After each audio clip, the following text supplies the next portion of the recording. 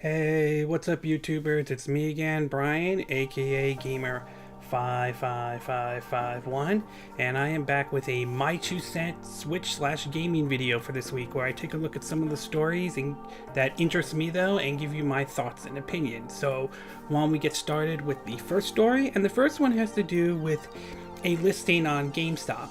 Now, as all of you are aware, and this video will probably be put up on Saturday, is that E3 is next week, and as we get closer to E3, we're getting a lot of leaks and all that stuff. Some of it is turning out to be true, but there are occasionally some false ones out there as well. And as always, as we get closer to E3, sometimes a lot of stores like GameStop and all are getting ready for possibly setting up some pre-orders, and that seems to be the case with GameStop. So according to an article from Nintendo Life, which has been picked up of several other outlets, I'll have a link in the description, and even picked up by Reseta, Resetera, which is like a forum, which is kind of like Reddit, so take it however you want to take it. Apparently, there has been reports of 10 unannounced full-price Switch games listed. The article points out, with E3 just around the corner, the biggest game publisher will no doubt be sitting on some juicy, as of yet unrevealed games ready for public consumption. I'm assuming they all haven't been leaked already, and this leak hints at a particularly strong showing for Nintendo. The following image, shared by a store employee, shows the results of a system update at GameStop where product SKUs are added to the database to prepare for the official announcement. Amazingly, 10 brand new Switch listings have appeared here in this update, all currently set up to cost $59.99, $60, the full retail price for major release titles. Interestingly, PS4 and Xbox One only appear to have received 3 new product listings. These games listed at $59.99, $60, $79.99, $80, and $99.99, $100, suggesting we might be looking at 3 different tier purchasing options for the same game. Now, as far as this so-called leaked image of SKU games, I'm the SKUs, for the pre-orders though. I'm for now leaning on this. It sounds like it is true, though, and it's going to be very interesting to see if these are 10 listings for some of these games. It'll be interesting to see what these games are. If I had to take a guess, I believe one of them will probably be Super Smash Bros., which I do believe that they will announce at E3 this year, and I do believe that they will try to push for it to be released this year as well. It could be possibly several other games that have just been recently announced, such as Paladins, if I'm saying the name correctly, which I will get to that one. Fortnite, although right now it does seem to be only available on the eShop, but it will be interesting to see if we see a physical copy. As far as what the other games could be, if this list is true, well, it's possible that so-called leaked list of what they were going to be showing at Nintendo E3 could be a possibility, although some people might dismiss that list as being false, which I could understand. I mean, we have seen fake listings before, but on the other hand, it came from a person who did leak out Fallout 76, and that turned out to be true after all. So it's going to be really interesting to see what Nintendo shows next week, and see if all those 10 show what we what those 10 ultimately turn out to be. In a perfect world, I'm hoping it's let's see, what would I like to see if it's a Donkey Kong game. I know some people may think that that's not happening, but given the announcement of given that Tropical Freeze has came out and the DLC for Mario plus Rabbids Kingdom Battle, I wouldn't be surprised if a Donkey Kong game happens, to the whole Punch-Out becoming a champion, to the possibility of that rumored Star Fox game, whether it's Star Fox Grand Prix or Star Fox Lilac System, who knows. So it's going to be really interesting, and we're going to have to wait until next week to find out for certain.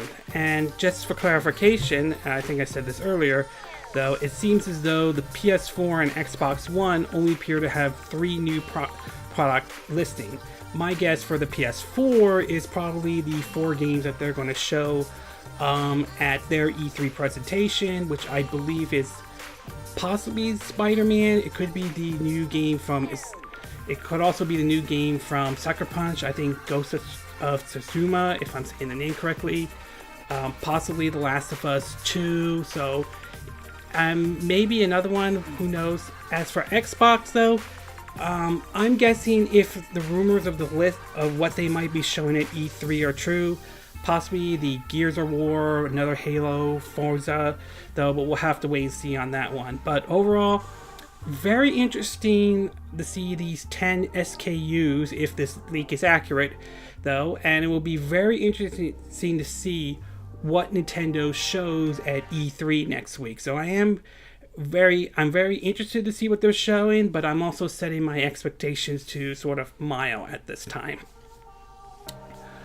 Okay, we're going to take a quick break, and when we get back, we're going to get to our second part, which is going to be talking about Bloodstained Curse of the Moon and the sales numbers, supposedly, or at least the sales numbers that Indie Creates has shown. So we'll take a quick break, and we will be right back.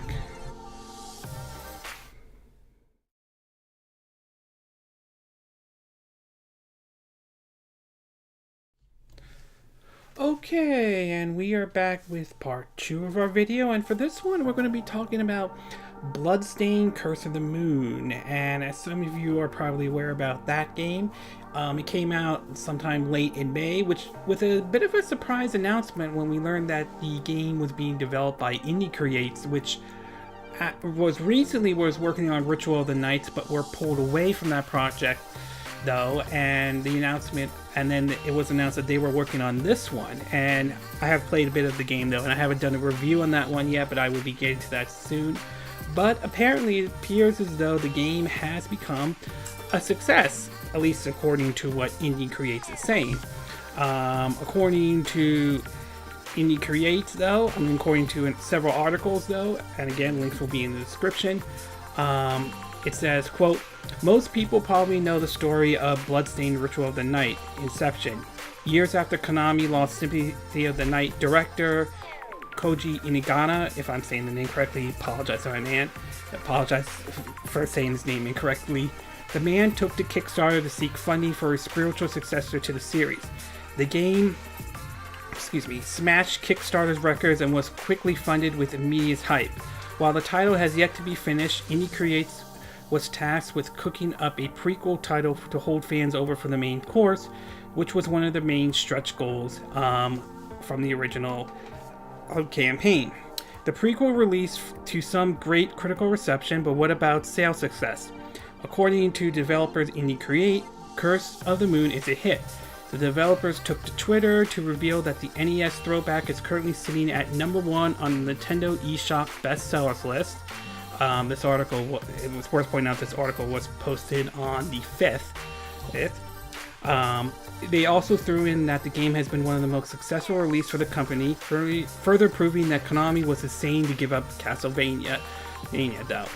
And just to be clear about that, they posted not only an art picture of one of the characters from Curse of the Moon with a thank you 100,000 downloads though, but they also posted a chart of the breakdown of the game, the sales of the game. Now, I can't say this is from Indie Create, so how accurate this is or not, I'll let you make that decision. But according to what Indie Creates is saying, basically in terms of sales based by regions, 64% is North America, followed by 23rd% by Japan and Asia, with Europe and Australia at a 13%. Now, as far as a breakdown in terms of the systems that it's sold on, here's where it kind of gets a little interesting though. The Nintendo Switch is in first place with a whopping 56%, and again, this is from Indie Creates. Steam is in second place, Steam and PC, with a 19%, followed by PlayStation 4 at 17%, with Nintendo 3DS and PlayStation Vita tied for 4th place, each with 4%. Though, strangely, it did not show anything from the Xbox One. I assume the game was released there. I don't know if they don't have any sales data for that one, or the game didn't perform well in the Xbox One, so it could go either way in that. Overall, if this is accurate, if what Indie Creates is showing us is true, then I would say good. I mean, if this is the goal they were aiming for like a little bit over 100,000 units downloaded, though, then that's good. I mean, I played the game, I enjoyed it. It's a fun, old school linear Castlevania type game, and it is a nice addition to my Nintendo Switch library, though. I also think that it seems as though, currently as it stands, the people behind the Bloodstained series are trying to avoid the mess that was with the whole Mighty No. 9 debacle, as we all remember what happened with that situation. And so far, they seem to be on good grounds, and releasing this prequel, or this mini game that they released, definitely is a good step in the right direction. Hopefully, with this getting great reception, getting good response and good reviews, though, I'm hoping, though, that come E3, or hopefully sometime soon, we'll learn about what happened. We'll learn about Bloodstained Ritual of the Night. Hopefully, we'll see if this extra time has paid off with it. Hopefully, we'll finally see the game in motion. And last but not least, we finally get basically an official release date, and hopefully the game will release on that time. But overall, it seems as though, if what Indie Creates is saying is correct, it seems that the Bloodstained series seems to be off to a good start. Obviously, this retro game, which I played as well and enjoyed too, is doing very well, and hopefully Ritual of the Night continues that trend, though. I'm dying to play a brand new Metroidvania type game since the Castlevania Symphony of the Night, and with Konami, who knows what they're doing with the Castlevania series. Hopefully Bloodstained can fill in that gap, and I'm hoping Bloodstained can avoid the debacle of the mess that Mighty No. 9 was in. So it's off to a great start. Great that Curse of the Moon is selling well, but remains to be seen how well Ritual of the Night does. So hopefully that one does well. Okay, we're going to take a quick break. When we get back, we're going to talk about the surprisingly announcement of Paladins, if I'm saying the name correctly, coming to the Nintendo Switch. So we'll take a quick break, and we will be right back.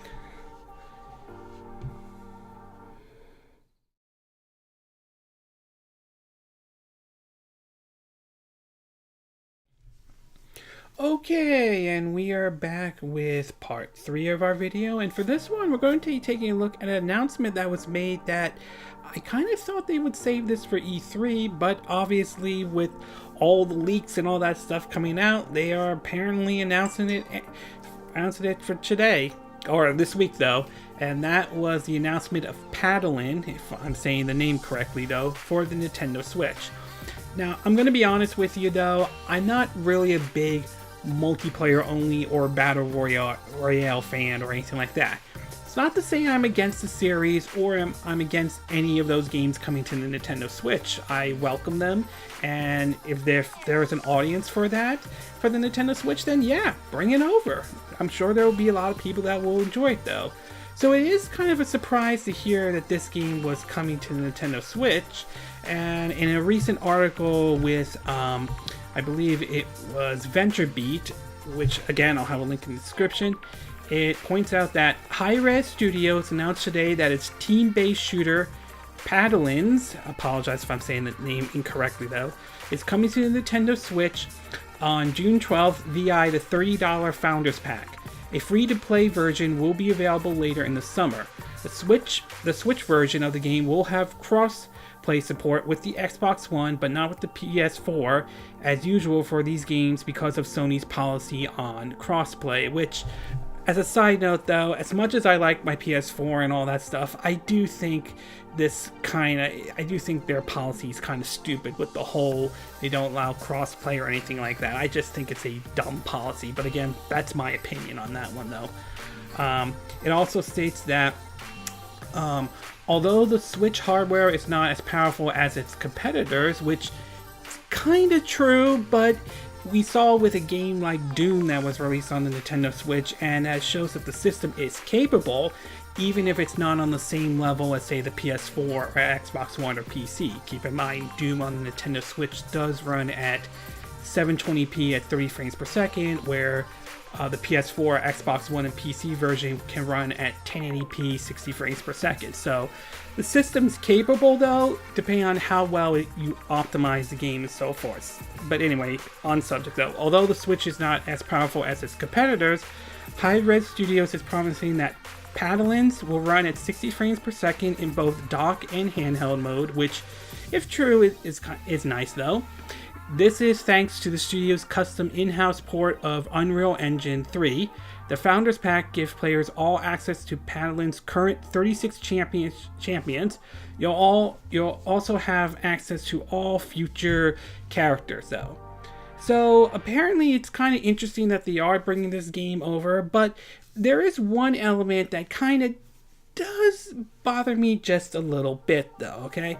And that's the free-to-play mechanics. I'm very curious to see how that's going to play out, especially in a post-Star Wars Battlefront 2 launch era where we all saw how that play out and how people got really pissed off at EA over the whole progression system tying to microtransactions. So I'm a little worried about this though, but at the same time, to be fair to the developers though, so far we haven't heard any negative backlash or anything against the game. So it does give me some hope that the game won't have that kind of problem, or we won't have a Star Wars Battlefront 2 kind of situations with Paladin on the Switch. The other part is that if this is a multiplayer only experience, is how's this going to work? Say if you bring your Nintendo Switch with you on the go and you're not in a Wi-Fi area.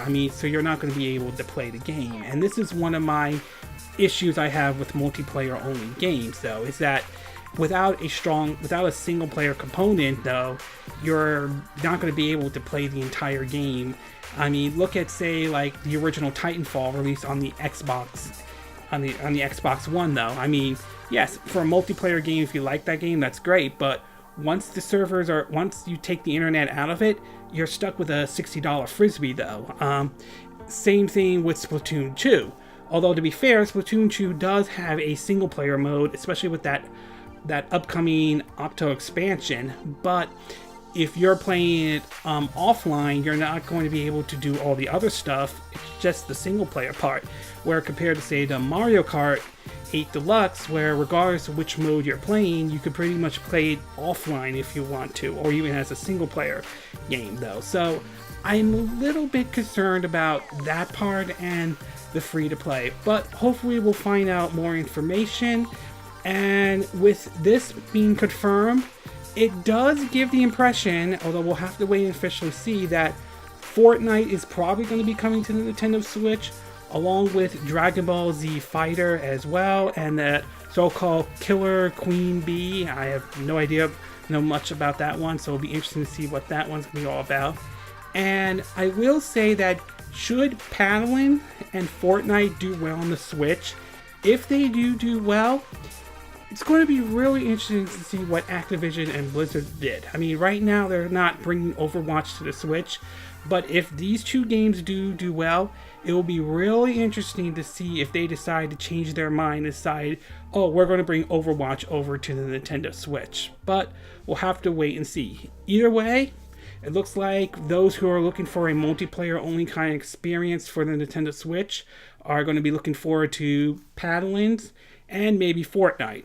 Whether it's the kind of game whether this is the kind of game you were waiting for or not, remains to be seen. It's going to be up to your taste and your preference. So either way, again, like I said, I'm not a big multiplayer only kind of a person, but I'm not against these games coming to the Nintendo Switch. And if And the more games to bring over, the better. And if there's an audience for it, then yeah, bring the game over, of course.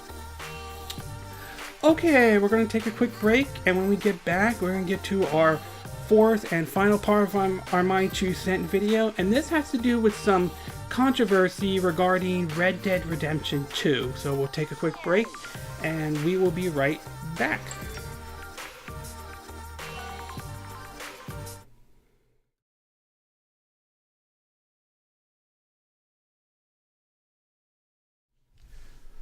Okay, and we are back with the fourth and final part of our My 2 Cent video for this week. And for this one, we're going to be taking a look at a bit of a controversy that has surrounded Red Dead Redemption 2 recently. Now, this is one of the games I'm looking forward to coming out this year, hopefully, though. I was a fan of the first Red Dead Redemption, even though there were some technical issues here and there were some decisions I didn't like, such as selecting your weapons. I thought was a little awkward the way they set it up.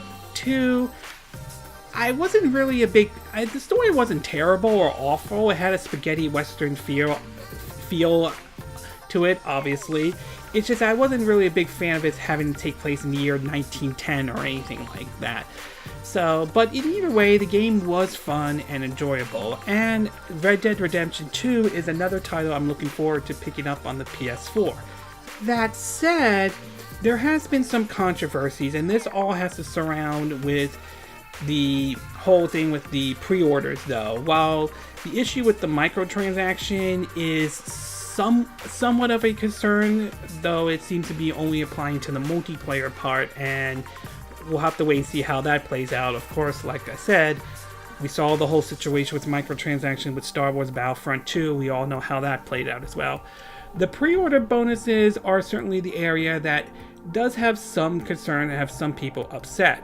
So in an article on Gamer Rant, it was reported that earlier this week, Rockstar Games ruffled some feathers when it revealed that players who purchased the Red Dead Redemption 2 Special Edition will get exclusive access to some gameplay content. The only way to access the content, a gang hideout and a bank heist mission, will be purchased the Red Dead Redemption 2 Special Edition and will not be available through any other means. Following backlash from fans, the company has now addressed those concerns.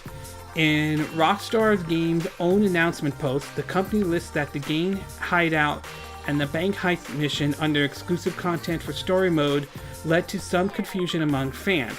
One fan took to Twitter to question why the company was locking story missions from fans, and the Rockstar Game account responded the Rockstar Game account responded that these missions are side activities created specifically for that edition and are not part of the main story. Confusingly, although they are part of the game's story mode, they are not part of the Red Dead Redemption 2 story. While some will appreciate that Rockstar has taken time to clarify, others will be disappointed. On one hand, it's important for those who paid for Red Dead Redemption 2 Special Edition to get their money's worth, but on the other hand, fans eager to access the content will be disappointed. Those who cannot afford the Special Edition will have been hoping to purchase that content separately at a lower price, so they don't miss out.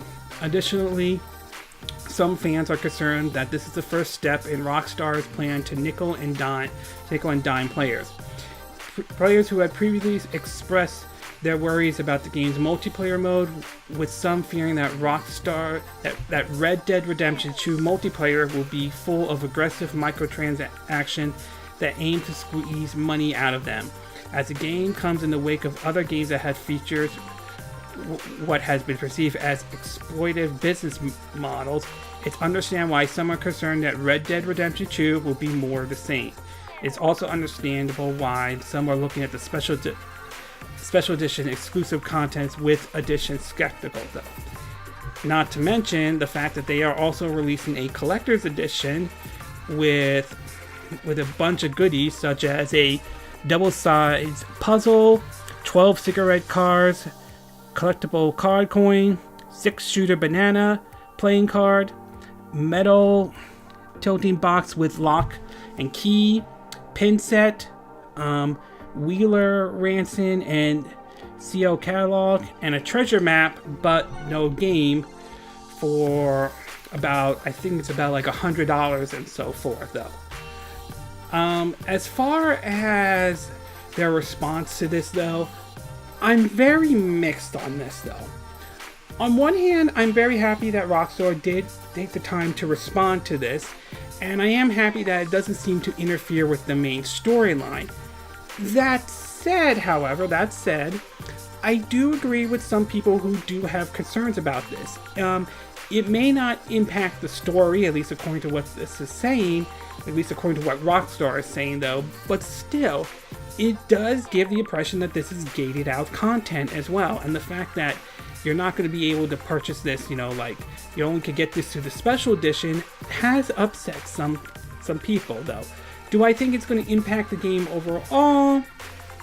I have to say, probably not. I could be wrong on this though, but still, I can see why some people are worried about their decision to basically that this content can only be available through the special edition, not through the normal edition. I can see why a lot of people would be upset about this. So I'm kind of mixed on this though. I'm glad Rockstar responded to it, but I can see why some gamers would be extremely upset with this though, especially with multiplayer, as some people are concerned that they could try to push for they might try to push for extreme microtransaction, as I mentioned earlier, like we saw with Star Wars Battlefront 2. As far as the collector's edition though, while some of the goodies and stuff they have there look nice, excuse me one second, I feel it's a waste of money.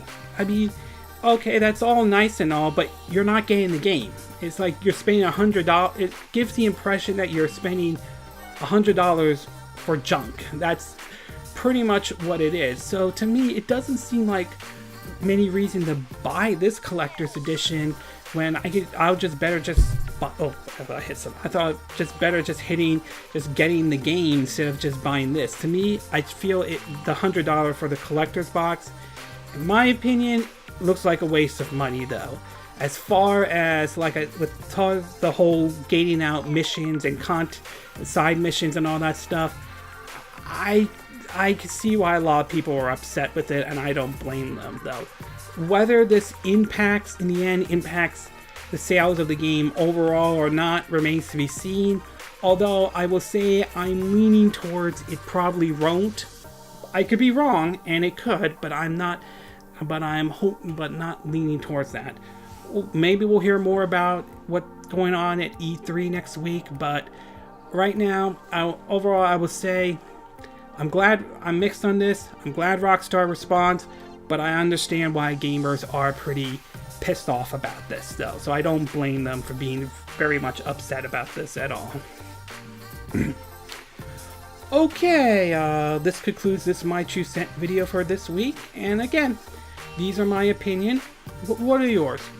What are your thoughts about the mysterious 10 SKU games for the Nintendo Switch? Do you think that we're going to see some big surprises, and that those are those games we're going to see some surprises at E3 from Nintendo? Do you think those games are the rumored list that has been going around, or do you think it could be something new or something like that? What are your thoughts about Bloodstained Curse of the Moon doing well so far? Are you pleased that the game is doing well? Have you enjoyed the game? Which version did you pick up? Did you pick up the Switch? Did you pick up the PS4? Did you pick up the PC or Steam? Did you pick up the Vita or the 3DS? Or I believe it's for Xbox One. I could be wrong, but if it is, did you pick up that one as well? And like I said, are you enjoying the game? And what are your thoughts about Paladins coming to the Nintendo Switch? Are you happy that the game's coming to the Nintendo Switch? Are you looking forward to playing it though? Do you think that this means Fortnite is coming to the Nintendo Switch? And if so, do you think this could pressure Blizzard and Activision in terms of bringing Overwatch over to the Nintendo Switch? And what are your thoughts about the whole pre-order bonus debacle with Red Dead Redemption 2? Do you think Rockstar's response was good? Do you think gamers have a right to be angry and concerned about this and all? And do you think that collector's box is worth the money to buy even if there's not a game in there? Or do you think it's a waste of money? You think it's junk? Do you agree with what I said in this video? Do you disagree? Do you have a difference of opinion? As always, sound off on the comment section below. Let me know what you think. I hope you hit that like button. I would appreciate it. And I hope you do subscribe to my YouTube channel. Also hit the bell for notifications for any new videos. Also, feel free to share this video if you want to, and feel free to donate to my channel if you like. You could do it through PayPal Me or Patreon. Links will be in the description of this video. And I will see you again next time when I do another video. Hopefully that'll be soon. Until then, from Southern California, I wish you all a good day then. Bye!